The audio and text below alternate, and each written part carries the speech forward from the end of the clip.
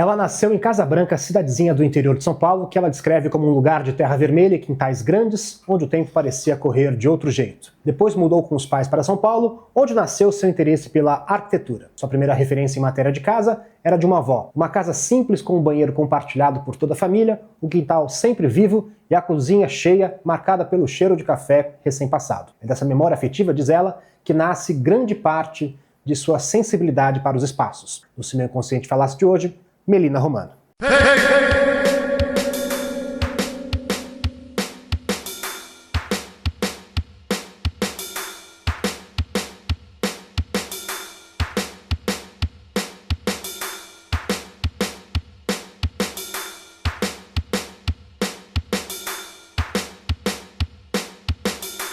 Esse episódio é um oferecimento da Elysée Studio. Mais do que uma loja de móveis de design, ela se preocupa em entregar encantamento, experiências e memórias para os clientes. Com o DNA carioca, a Elysée Studio oferece produtos assinados por designers e marcas que dispensam apresentação, como Estúdio Bola, Humberto da Mata, Giacomo Tomasi e Cristiana Bertolucci. Com diversas lojas no Rio de Janeiro, a Elysée conta com centro de distribuição próprio, estofaria exclusiva, pronta entrega e centro de manutenção. São diferenciais que se somam à customização de produtos e à exclusividade na representação de marcas renomadas. O braço corporativo da Elysée Studio decora mensalmente cerca de 30 empreendimentos, de edifícios residenciais de grandes incorporadoras até restaurantes, shoppings e hospitais. Outro braço é a Elysée Mini, que vende móveis e itens de decoração para quartos de criança. Neste ano, o braço corporativo da Elysée, a Elysée Studio, ganhou um escritório em São Paulo, nos Jardins, palco deste episódio de Se Meu Inconsciente Falasse. Melina, me conta, qual que é a memória mais antiga que você tem da infância? Com certeza, idas de carro na cidade onde eu nasci. Então, lembro muito bem desse momento, assim, sabe? De pegar o carro, sair da cidade e ir pro interior e ser feliz como criança, né? Porque acho que o interior traz muito disso, natureza, família. É Casa Branca, né? Acho que muita gente não conhece. Explica onde é Casa Branca, como é que é essa cidade. Sim, eu nasci numa cidade chamada Casa Branca, uma cidade de 25... Casabranquense, né? Sou casabranquense. É uma cidade de 25 mil habitantes, quase divisa com Minas ali. E cidade onde os meus pais nasceram. E é onde está a minha grande família, né? E acabei nascendo lá. Até por uma questão familiar mesmo, tinha médico na cidade, então é uma cidade ainda muito afetiva para mim. E como é que é essa família na qual você nasceu? Como é que você descreve essa família? A minha família é uma família muito amorosa, assim, uma família vinda do interior de São Paulo para a cidade grande, né, também em busca de algo maior, de trabalho, de emprego, de prosperar, né? E uma família também muito lutadora, digamos assim. Então, lembro muito bem dos meus pais vindo para São Paulo, trabalhando, minha mãe, meu pai, cuidando da gente, né? Porque eu tenho um irmão também. Aos finais de semana, voltava para o interior. Ainda por ter essa família grande, eles tinham um negócio no interior, restaurante e tal, então trabalhavam de final de semana. Então, é uma família muito lutadora e eu acho que eu aprendi muito cedo isso, em conquistar coisas e correr atrás das coisas. Então, eles trabalhavam com restaurante, é isso? Eles tinham... Bom, vamos lá. Também. Na verdade, meu pai é engenheiro civil, minha mãe artista plástica, vieram muito cedo para São Paulo, trabalhando nas suas respectivas áreas. Em determinado momento, acho que saudades da cidade... vamos tentar montar um negócio na cidade para quem sabe voltar para a cidade do interior. Então, em paralelo, montaram um restaurante familiar. Mas a grande verdade é que eles acabavam trabalhando em ambas as cidades. Assim. Então, no final, acabamos ficando em São Paulo, né, que foi a cidade também onde eu estudei e me formei. É uma família muito lutadora, como eu falei, e amorosa. Acho que tive grandes aprendizados e tenho até hoje com eles. E esse restaurante ainda existe, não? Existe, é uma pizzaria chamada Mamma Mia, é a pizzaria da cidade, digamos assim. Sim. E é uma pizzaria familiar, que juntos os sócios são primos, então é um restaurante que até hoje eu vou comer, é uma pizzaria afetiva, digamos assim. Essa visão de você estar numa cidade pequena e vir para São Paulo, Você conta que isso impactou a sua relação com o espaço, mas você acha que isso moldou de alguma forma o seu olhar para o espaço, de escala? Com certeza, acho que essa noção, né, do que é São Paulo, do que é uma cidade do interior, uma cidade do interior que tem, né, lembra da casa da minha avó, que tem uma certa simplicidade, tem aquele quintal grande, terra vermelha, então saía dessa realidade, vinha para uma cidade grande, né? Eu sempre morei perto ali da Avenida Paulista, estudei por ali, então vinha e tinha todo esse impacto da cidade grande em si. Então acho que essas realidades, esses dois mundos me formaram com esse olhar para a arquitetura propriamente. Então acho que isso influenciou bastante. E de que forma você acha que esses dois olhares, esses dois universos impactam os seus projetos hoje em dia? Impactam de alguma forma? A cidade me inspira, né? Então, as cidades, digamos assim. Então, hoje eu olho para a cidade com um olhar muito atento, né? E acho que impacta até hoje, vendo as arquiteturas, estudando, entrando na casa das pessoas, podendo também colaborar com isso, né? Quando a gente faz projetos residenciais, por exemplo, trazer essa bagagem, não somente estética, porque sim, tem um lado estético, mas também de funcionalidade, né? De como você trazer novos habitares, digamos assim, novas propostas para que as pessoas se relacionem com aquele lugar. Eu acho que isso é acho que é o que a gente leva para o cliente, né? Então, uma proposta que talvez ele não tenha imaginado que aquilo influenciaria e impactaria a vida dele no cotidiano, e de fato aquilo impacta. Então, isso é o nosso papel, né? Como pessoa que desenha e projeta para o outro. A engenharia do seu pai teve influência nessa sua decisão? Na verdade, não. Meu pai, ele enveredou para um outro caminho, trabalhando com seguros, mas é interessante dizer que a casa hoje que ele tem em Casa Branca foi um projeto meu de faculdade que ele construiu. Então, sim, acho que foi algo que... A única parceria de vocês dois? A única parceria de nós dois. Mas sim. Esse foi o seu primeiro projeto? Talvez não o primeiro, mas talvez um primeiro projeto de impacto que eu também consegui viver, ver e usar, e sabe, habitar. Então acho que foi um projeto muito importante. Qual a sua opinião hoje sobre esse projeto? Você vê ele com bons olhos? Olha, esse projeto foi um projeto que foi construído em 2014, não, um pouco antes. Mas ele ficou pronto em 2014. Eu tenho o maior carinho por essa casa.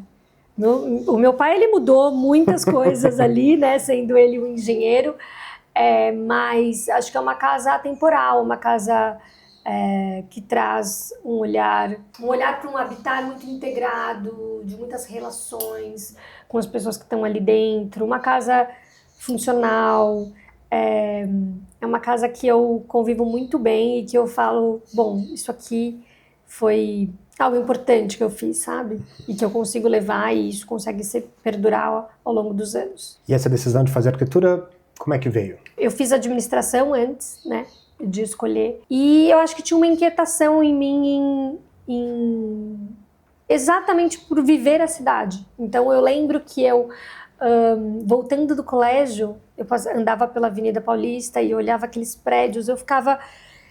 Como será esse prédio ali dentro? Como será essa edificação? Como que as pessoas moram aqui? Então, eu acho que eu tinha isso desde muito nova. Não foi a minha primeira faculdade, mas logo depois eu entendi que era isso que eu queria fazer. Mas tem uma coisa de você ver os bastidores, as engrenagens, é isso? Acho que as engrenagens, curiosidade, sabe? Sempre eu estava atenta aos espaços, sempre tive um olhar curioso, para a arquitetura, para as relações dentro dela, para os ambientes residenciais. Eu acho que isso me influenciou muito para escolher fazer o que eu faço hoje. Sua mãe é artista, seu pai é engenheiro. Talvez somando essas duas coisas, chegue na arquitetura, não? Chega completamente. Acho que tem esses lados criativos, né? Enfim...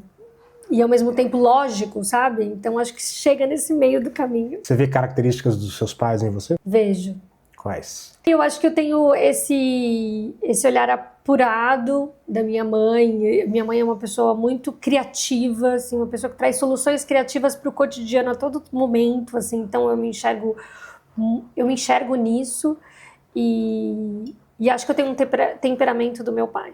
Então, talvez de colocar a mão na massa e correr atrás das coisas, acho que... E um temperamento talvez um pouco difícil também, algumas pessoas falam. Como é que é esse temperamento? Eu acho que eu sou uma pessoa... Eu sou uma pessoa que as pessoas me enxergam como uma pessoa calma, paciente, mas no fundo eu sou ariana, né? Eu sou fogo. Então, sou uma pessoa que queima por dentro, gosto de fazer as coisas, gosto de correr atrás, sou resiliente, quer dizer, a gente acha, né? Mas as pessoas me enxergam também como uma pessoa paciente, calma, até o meu ascendente é câncer, então acho que é uma junção também desses dois mundos. E paciência para a arquitetura é um ingrediente importante, né? Leva um tempo, mas talvez... Se também ficar só esperando, a coisa também não acontece, né? Eu digo que é uma profissão morosa, né? Uma profissão, se você for imaginar um projeto, leva 5 anos a ser construído, né? Então, para ser construído, para depois você comunicar esse projeto, para as pessoas verem e depois te procurarem muitas vezes por ele. Então, é uma profissão morosa, né? É uma profissão que leva tempo. Então, sim, precisa ser muito paciente, mas eu digo que precisa ser resiliente, mais resiliente do que paciente. Imagina também uma questão de você leva um tempo para você ter seu nome, você fazer sua carreira, né? Para você começar. Sim. Como é que foi esse começo? Tem mercado, obviamente, sim. Difícil, porque é muito competitivo, com nomes muito consagrados, e você entrando aí nesse meio, como é que foi para você? Eu nunca pensei muito em como caminharia, né, nesse meio, simplesmente... O que eu pensava era, vamos fazer o meu e onde isso vai chegar, eu não tinha essa ideia, né? Hoje eu penso na minha profissão com mais estratégia, com planos, conhecendo melhor o mercado, mas sempre existem projetos que são divisores de águas, assim, dentro da profissão. Então... Quais foram os seus? Um projeto que foi divisor de água na minha carreira foi fazer um hotel no Rio de Janeiro, que era um hotel U2 do Philip Stark. E meu escritório foi responsável por tropicalizar esse projeto, né? Era a primeira vez que eu fazia um projeto de hotel. E esse foi um projeto que foi um divisor de águas, porque daí você acaba também acessando um outro público, né? Então, antes eu fazia projetos residenciais. Então, comecei a também testar outros segmentos. E daí você começa a ampliar um pouco a sua carteira de clientes, né? Além de ter, obviamente, projetos maiores, por ser um porte maior. Então, com certeza, esse foi um divisor de águas. Teve que lidar com ele, com o Philip Stark? Como é que foi essa relação? Então, não, porque não foi diretamente com ele, foi com o escritório dele, né? Que é o U2. E acabei trabalhando com os designers e arquitetos ali do time. Sim, a gente se conheceu e tal, mas não foi um trabalho diretamente. Seu escritório começou a acontecer, foi depois desse projeto ou isso foi antes? Eu acho que foi uma junção de fatores, né? Você não faz só um projeto, você vai fazendo alguns e aqueles projetos, eles vão... você vai criando, né, essa confiança do mercado. Então, fiz alguns projetos residenciais que foram... excelentes, realmente consegui, né, talvez me apresentar nesse mercado residencial, depois vieram os hoteleiros, comecei a fazer também projetos corporativos, porque daí o cliente ele acaba confiando em você, né, então você começa a percorrer a vida do cliente em outras esferas, não somente no residencial. Depois eu fiz bastante projetos corporativos, hoje a gente faz varejo também, então o segmento onde a gente conseguiu atingir, ele está muito mais relacionado à nossa criação, ao que a gente consegue entregar para o cliente hoje, do que necessariamente ao nicho de mercado. Então a gente consegue hoje fazer diferentes projetos, tem esse expertise, trazendo um pouco dessa essência do que a gente acredita para o cliente. E essa formação em administração de empresas, ela te ajuda, ou te ajudou de alguma forma a gerir esse escritório? Muito. Quando eu resolvi abrir o meu próprio escritório, eu acho que isso foi algo muito importante, assim, para eu poder pensar em negócio propriamente, porque o arquiteto, quando ele tem o seu escritório, ele não é só um arquiteto, ele é um empreendedor acima de tudo. Então, ele precisa olhar como uma empresa mesmo, né? Administração, financeiro, projetos, atendimento, obras, comunicação, então prospecções. Então você precisa olhar para uma cadeia muito maior. A arquitetura ela é só um pedacinho do que tem ali dentro, do que está acontecendo na empresa. Essa questão de cobrar, de estabelecer um valor, de ver o valor no seu trabalho e cobrar isso, às vezes é muito difícil para os arquitetos e talvez para outras profissões em geral. Como é que é para você? Eu não tenho essa dificuldade. Eu acho que a gente sabe do nosso valor, né? Eu acho que, principalmente dentro do escritório hoje, que é um escritório estruturado, a gente consegue entender qual é o nosso valor de hora homem, o que a gente precisa para atender esse cliente, como a gente atende esse cliente, qual é o nosso diferencial. Então, isso tem um valor de projeto. É claro que tem um valor de mercado também, né? Que você precisa estar ali dentro, exatamente para também não perder concorrências, né? Mas hoje eu acho que o nosso maior desafio é como a gente agregar valor ainda mais, né? Então, como que a gente consegue entregar algo para o cliente que tenha um valor e que ele veja esse valor e ele pague por esse valor. Então, isso é algo também importante de se pensar e que hoje a gente faz esse exercício sempre dentro do escritório. E aí você começou a arquitetura em São Paulo, depois você transferiu para Florença. Como é que isso moldou, se é que moldou de alguma forma a sua carreira, seu olhar? Quando eu chego em Florença, eu vejo um mundo de possibilidades, né? Sai aquela menina do interior que é encantada pela cidade e chega na Itália, né, para ampliar o seu repertório. Então, acho que fazer uma faculdade lá, eu lembro de ter aulas de pintura, de afrescos, então a gente ia para palácios e lá a gente fazia exercícios de pintura.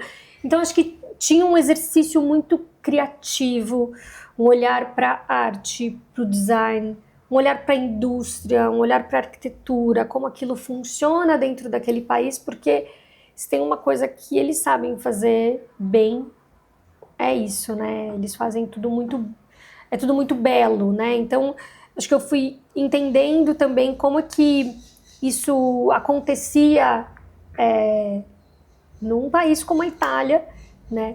Que é o berço da arte e para mim permeia completamente dentro da arquitetura.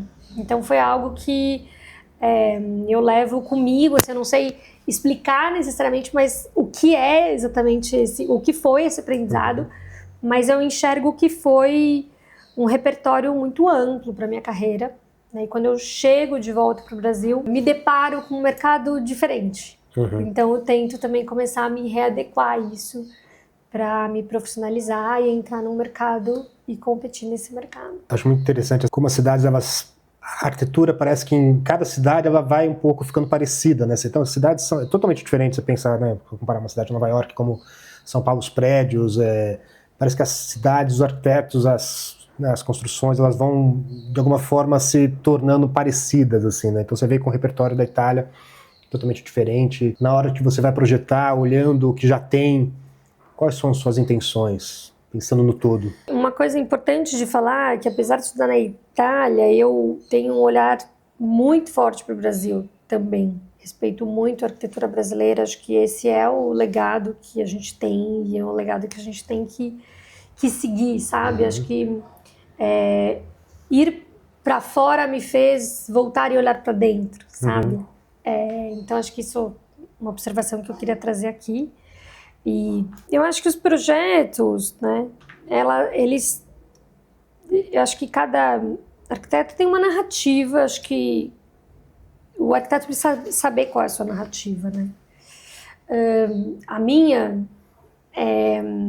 tem um lugar muito de empatia com o cliente. Eu entender esse meu cliente e projetar algo para ele. Claro, com premissas e narrativas que eu acredito, porque eu também acho que eu posso trazer uma proposta diferente do que ele acredita e ainda assim atingir ali o objetivo dele. Mas eu acho que a arquitetura é diálogo. Então, eu tenho muito desse trabalho de diálogo com o cliente. Então, acho que é um trabalho em conjunto que eu faço com eles. Eu não busco necessariamente ter o meu desenho precisa ser assim. E aqui não tem certo e errado. Tem o jeito que as pessoas querem fazer. O meu jeito, ele tem esse olhar muito para o outro. Então, os projetos acabam sendo projetos diversos, diferentes.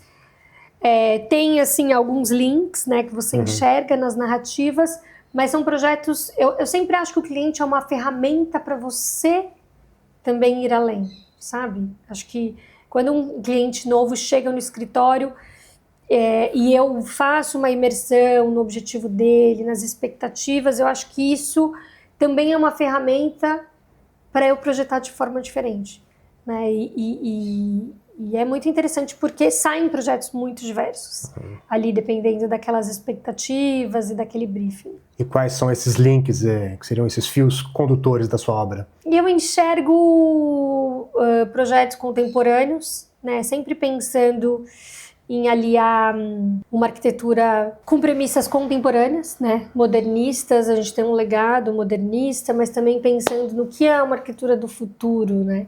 E eu gosto muito de homenagear o recheio com designers brasileiros, também trazendo essas gerações diferentes para dentro do projeto. Algo que também a gente faz muito é desenhar, para além da arquitetura, o recheio desse projeto. Então, a gente ultrapassa as esferas da arquitetura, entra no design, projeta mobiliário. Existe também um pensamento curatorial de arte, também trazendo uma narrativa única para esses projetos. Então, é um tripé de arquitetura, design e arte. Então, esse recheio, eu acho que ele se transforma bem poderoso e uma narrativa única para cada projeto. Já fez algum projeto pensando em ganhar um Pritzker, que é esse Oscar da arquitetura? Não.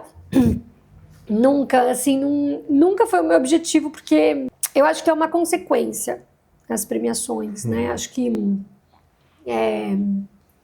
não é uma direção, mas eu nunca pensei. E você fica se imaginando como seria a vida, como vai ser a vida das pessoas que vão morar nos seus projetos, ou que vão habitar trabalhando ou frequentando, sendo no caso de um hotel? Sim, eu me imagino dentro desses projetos. Acho que eu trago também a vivência pessoal para dentro desses projetos, como uma evolução mesmo do arquiteto. Então, eu sempre dou esse exemplo. Depois que eu fui mãe, eu projeto muito diferente do que eu... Quando eu comecei, né? Acho que essas experiências de vida, elas vão moldando também o seu trabalho e você vai levando isso para o cliente. Então, mas isso em termos práticos, por exemplo, na questão de um quarto infantil ou da casa funcionar para uma criança, ou isso vai mais amplo? Eu acho que vai mais amplo. Eu acho que eu penso nas vivências, nas possibilidades, no cotidiano, nos espaços abertos, por que não? Natureza, né? Então, para além da decoração em si, eu estou falando sobre o habitar, né? Como que uma família habita aquele lugar, como ela poderia habitar, quais são as suas intenções. Então, eu acho que é para além de algo decorativo, é um propósito mesmo para aquele lugar e para as pessoas se relacionarem de forma diferente. As pessoas, pensando em casas, mas talvez isso se aplica a tudo, elas pensam um projeto de arquitetura, vão atrás de um projeto de arquitetura com muita expectativa que, minha vida vai ser diferente, aqui meus filhos vão poder crescer, aqui a gente vai ter uma relação talvez mais feliz, quer dizer, são coisas muito, muito amplas.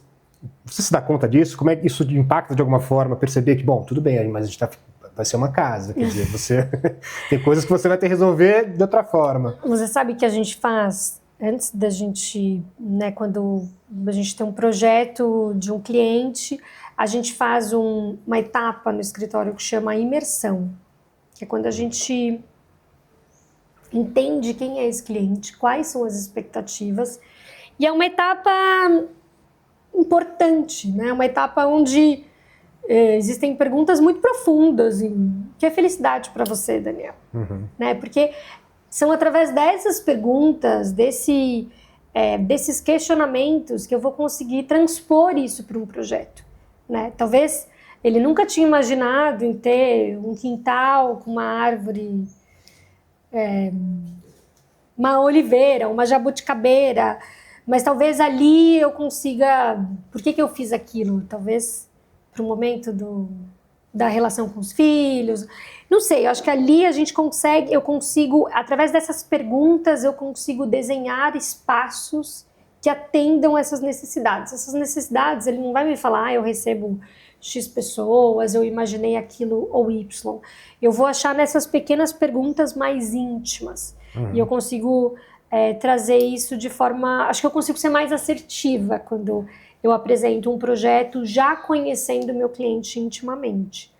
Então, eu acho que essa é uma etapa muito importante de escuta e de sensibilidade também. Né? Às vezes o cliente ele não sabe que ele precisava ou que se ele tivesse aquele lugar, aquilo ia modificar a vida dele. E sim, ele nunca tinha imaginado e modifica. Então, eu acho que a gente tem esse o nosso papel. Eu fui entendendo isso com o tempo, fui criando também esse espaço de escuta e de imersão, entendendo também que o meu trabalho era esse, né?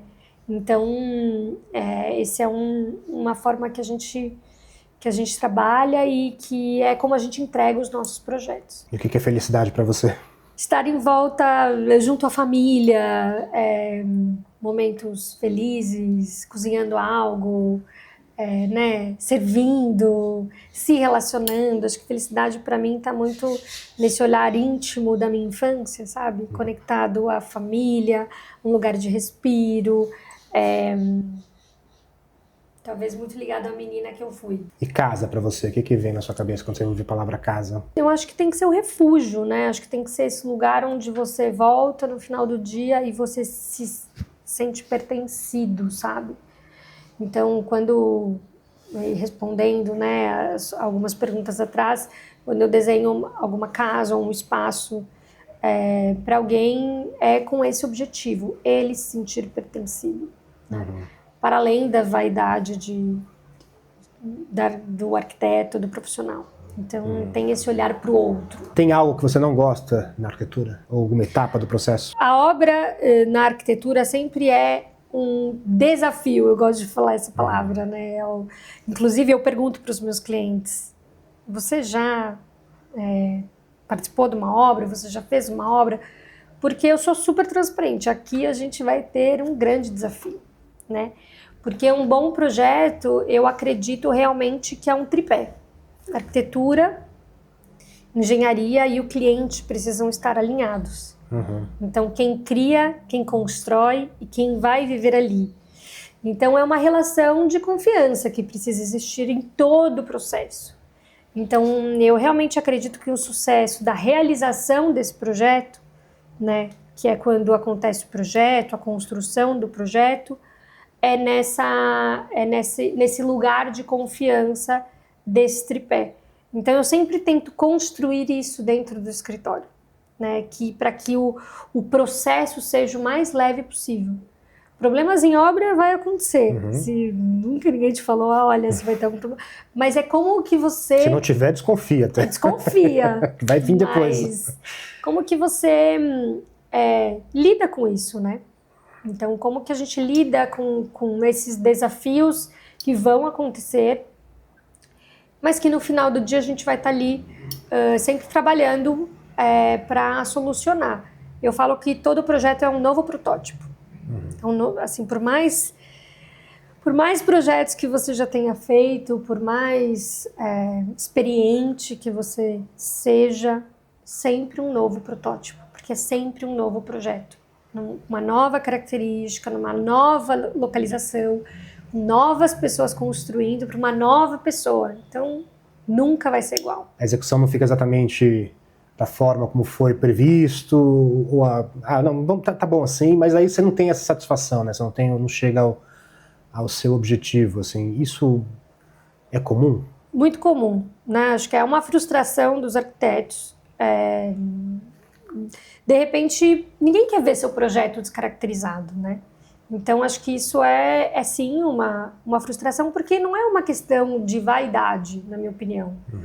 É uma questão de premissas mesmo, de ideias que ali foram pensadas para que acontecesse todo essas inter-relações ali dentro, que de alguma forma foi descaracterizado. Então, sim, eu acho que essa é a parte dolorosa e frustrante para quem trabalha na área. Profissionalmente falando, você diria que você está satisfeita? Não, nunca. Nunca. Não, acho que quem diria que está satisfeito... Porque a gente sempre está buscando uma coisa nova, né? Quando a gente chega em algum lugar, provavelmente você já está projetando um outro lugar. E eu acho que isso faz parte do nosso ciclo da vida, né? É sempre acessar e abrir portas, né? E acho que o fato, normalmente, ser uma Mariana, eu sempre penso nessas inovações, sempre estou olhando um pouco para frente, porque eu acho que isso faz parte da motivação também, né? Obviamente vocês têm projetos em paralelo, assim, mas acabou um projeto, como é que é essa sensação? É mais de angústia, é mais de satisfação? Você já está pensando no próximo? Eu acho que sempre é uma satisfação ter os projetos realizados, né? Acho que eu sempre tenho um olhar com muito carinho para os projetos. Mas sempre pensando no próximo, né? Pensando também no como você pode melhorar no próximo, né? Então, acho que também tem muito desse olhar crítico. Eu tenho, pelo menos, esse olhar crítico do meu trabalho em como aquilo poderia ser melhor. O que deu certo, o que não deu certo, como que a gente faz para melhorar. Então, acho que também tem esse olhar crítico que eu acho que nos motiva a seguir para o próximo e pensar no próximo. Já teve algum projeto que você detestou do jeito que ficou e você nem coloca no site? Já, não, muitos. Acho que a gente vai, para além de sermos críticos com nós mesmos, né? Eu acho que isso, esse projeto às vezes depende de como ele foi construído, né? É natural da nossa profissão. Mas daí basta a gente entender como que a gente aprende com isso, sabe? Como que a gente aprende para melhorar. Qual é esse melhor formato para um próximo dar certo, se esse não deu, sabe? Acho que é isso. E como é que você lida, acho que é relativamente comum, assim, de você fazer um projeto, esse projeto não ganhar corpo? Frustrante também. Acho que essa é uma outra parte também frustrante para o arquiteto quando ele não sai do papel, né? E acontece muito, porque principalmente projetos maiores, enfim, ou projetos que não vão para frente mesmo, seja por inúmeras questões, mas fica no imaginário ali. E você já teve quantos? Não muitos, confesso, tá? Não muitos, mas sim, já tive projetos que foram parados, vai retomar um dia, tá bom, a gente fica esperando aqui, ansioso, né? Sim. Como é que é a sua relação com o cliente, assim, para falar não, por exemplo, para eles? Eu acho que é um exercício. Acho que a gente precisa ter o jogo de cintura, né? Porque a gente está trabalhando com pessoas. Então, eu tenho muito cuidado em dizer não, mas eu digo não. E quando você diz não? Eu digo não para ideias descabíveis, assim, que vão impactar diretamente até a expectativa do cliente, né? Porque é isso, às vezes o cliente ele não tem noção de todas as ferramentas que estão ali na mesa. Porque não é somente um projeto, né? Tem toda a execução desse projeto, tem todo um envolvimento com muitas pessoas. Então, eu digo não quando realmente são ideias descabíveis ali pro processo, que ou atrapalham o processo ou não vão dar certo com as suas próprias expectativas, e muitas vezes por defender ideias que a gente acredita pro projeto, né? Porque às vezes a gente está enxergando algo que ele não está. Então, muitas vezes eu acho que é o nosso papel defender essa ideia. Tudo tem um limite, claro, mas eu também acho que quando a gente é contratado por um cliente, esse cliente confia em você, né? Então a gente também precisa trazer essa nossa confiança para dentro do projeto. Então é nosso papel defender algumas ideias que são muito importantes para aquilo acontecer. Mas você tem coisa que você se recusa, assim, ó, algum elemento, algum tipo de material? Não, mas eu acho que quando o cliente chega até nós, ele já sabe com quem que ele está lidando, né? Então, ele já sabe qual é, ele já viu o nosso portfólio, ele já conhece o nosso trabalho. Se ele não conhece, a gente tenta explicar ao máximo o nosso trabalho, o nosso formato, a nossa forma de trabalho. Porque, como eu falei, é um relacionamento. A gente vai ficar ali por muito tempo se relacionando num sonho mesmo, né? Então, eu tenho conversas muito francas com meus clientes, antes mesmo de ser contratada, para a gente se alinhar. Eu acho que quando a gente está alinhado, tudo é mais fácil, né? E ele também tem uma maior confiança, ele tem a convicção de que você é a pessoa certa para fazer aquele projeto, e ele vai confiar em você. Então, eu acho que hoje eu faço um trabalho também pré-contratada com o meu cliente, trazendo um pouco de quem a gente é, e eu acho que isso facilita muito o nosso trabalho ao longo do projeto. E se você tivesse que escolher alguém, vivo ou morto, para projetar uma casa, quem que você imaginaria? Muitas pessoas, mas eu pensei na Maria Homem, que é uma psicanalista.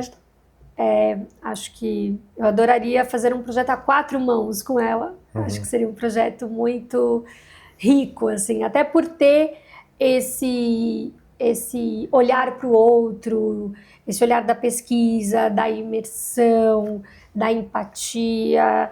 Eu acho que seria um projeto muito rico até para mim mesma, né? Não, acho que seria um projeto a 4 mãos muito interessante. Como é que você sai, assim, dessa relação de cada cliente? Assim, você sente um crescimento pessoal, assim, independente da questão, obviamente, de maior bagagem arquitetônica? É como eu falei, é uma ferramenta nova para você fazer algo novo, propor algo novo. Então, você aprende com aquele projeto também, né? Como eu comentei, cada projeto é um protótipo. E também a gente aprende com o cliente, né? Acho que faz parte do nosso trabalho se relacionar e entender o cliente. Acho que é um processo longo também. Então, relações interpessoais muito próximas. E eu acho que também é uma relação, dependendo do que você faz, está muito, assim, é o sonho daquele cliente, né? Se você faz uma casa, por exemplo. Se você faz um espaço público ou um hotel, sempre está relacionado a sonhos, assim, a arquitetura tem esse viés, sabe? E essa questão da permanência da arquitetura, é uma coisa que passa na sua cabeça, quer dizer, projetos que vão ficar, enfim, muito mais do que você... Passa, claro, dependendo do projeto, né, assim, tem projetos que a gente faz projetos corporativos que duram máximo 5 anos, né, daqui a 5 anos aquela equipe ou aquele escritório, ele vai estar de uma outra forma, num outro lugar, ou vai estar sendo renovado, bem como os hotéis, a cada 5 anos os hotéis passam por uma renovação, a cada 15 anos uma renovação muito grande, mas a gente sempre pensa na permanência, né? Eu acho que isso, a gente tenta cada vez mais hoje fazer projetos que perdurem, que sejam atemporais, até por uma questão sustentável, né? Então acho que tem um pensamento da sustentabilidade em si, para que sejam projetos duráveis. Em deixar um legado arquitetônico, é algo que passa na sua cabeça? Passa, mas enfim, também não é um objetivo, sabe? Eu queria deixar um legado, não sei, para mim me parece até distante. Não que eu não acredite nos projetos que eu faço, mas talvez por não me imaginar nesse lugar, talvez por até achar isso um pouco pretensioso. Fazer uma MASP, fazer uma coisa Exato, assim. Exato, assim, nossa, Lina Bobardi, né? Assim, uma mulher que é uma inspiração para mim. Não me imagino, né, ser uma Lina Bobardi, mas sim, se eu puder deixar um legado, pelo menos para meus filhos, né, acho que que eu cumpri meu objetivo. Como é que você vê essa questão da mulher na arquitetura, né? A gente vai falar aqui de Lina Bobardi, uma referência, assim, mas você vai ter talvez muito mais homens para citar, né? Como é que você vê isso? Você acha que estamos muito distantes de ter uma igualdade? Estamos. Eu acho que, como um todo, né? Não só na arquitetura, mas inclusive na arquitetura, né? Então, se você perguntar, você pode fazer esse exercício com você mesmo. Quem são os maiores arquitetos brasileiros? Você vai citar ali na Bobardi, com certeza. Ela vai ser a única.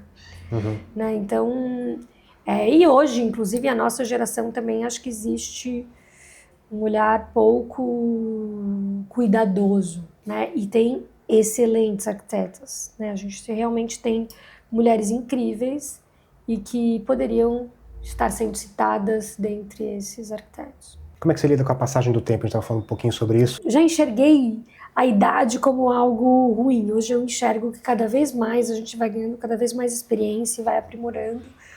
E esse amadurecimento é algo que me faz entender que o tempo é algo muito bom. Né? É algo que, quanto mais ele vai passando, mais experiência você vai tendo. E mais você vai se tornando um ser humano melhor. Ou você tem uma oportunidade de se tornar um ser humano melhor.